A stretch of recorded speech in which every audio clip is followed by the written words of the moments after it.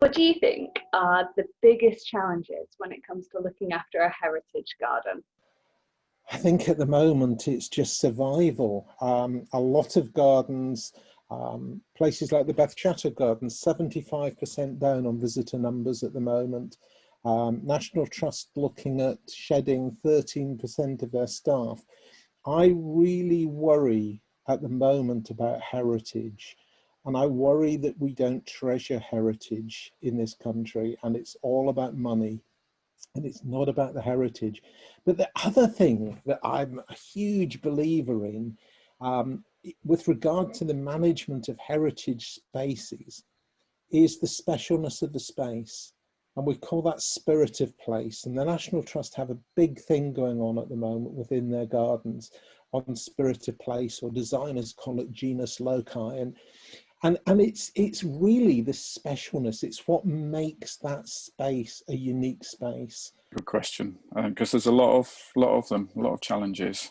I think one that's current, although it's been there all along, I think, is certainly the biosecurity of gardens, and the sort of threats that most of our heritage gardens that we like to think have always been there and always will be there, that they are under a lot of threat from different pests and diseases. Think of the Dutch elm disease that took away a lot of the parkland trees back in the 1970s or so.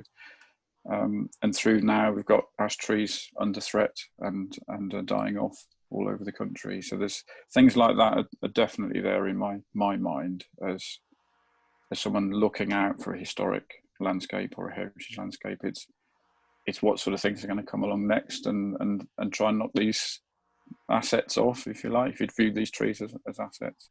I think there's a lot of pressure on old gardens, especially gardens open to the public. I mean, they really do become, and rightfully so, they're a public resource in many ways. So as we've all learned, I mean, to access green spaces of late has been just so important to everybody. And I think some of these big gardens offer lots of space. They were designed to walk around and get lots of fresh air. That brings lots of pressures as well. I think it's difficult to see that until you really get into the management of them. But some of the most well-known historic landscapes have sort of hundreds of thousands of people making their way through them each year, all funneling down the footpaths and across desire lines and that sort of thing. So that takes a bit of managing, but it can be done. For us, it's the sheer volume of people that come to the site. We have a lot of cultural events and a lot of family-friendly events, which are brilliant because it really brings a garden to life. But a garden of this age was never built to withstand that many people. So turf wear can be a bit of an issue for us. But we found by having the correct timing of the events and maybe rerouting a few people that we can overcome this challenge.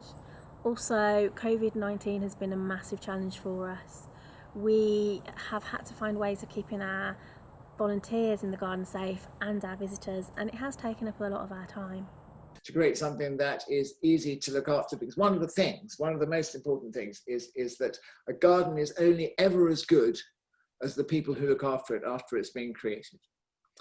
Because you can spend millions of pounds on creating something, and then you sit back and say, well, that's that then, and then you walk away. And as anybody who's had a garden for longer than 2 weeks knows, if you don't do anything, then it's just going to disappear very, very, very fast. So there has to be a compromise of some sort, because you're not going to have the same amount of labor looking after it. So try and make it a little bit more easy maintenance than it would have been 100 years ago. But at the same time, keep the essence, keep the spirit.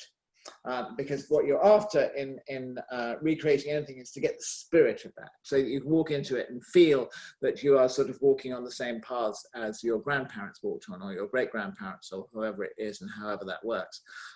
So go for a spirit and do not go for a slavish recreation would be my suggestion.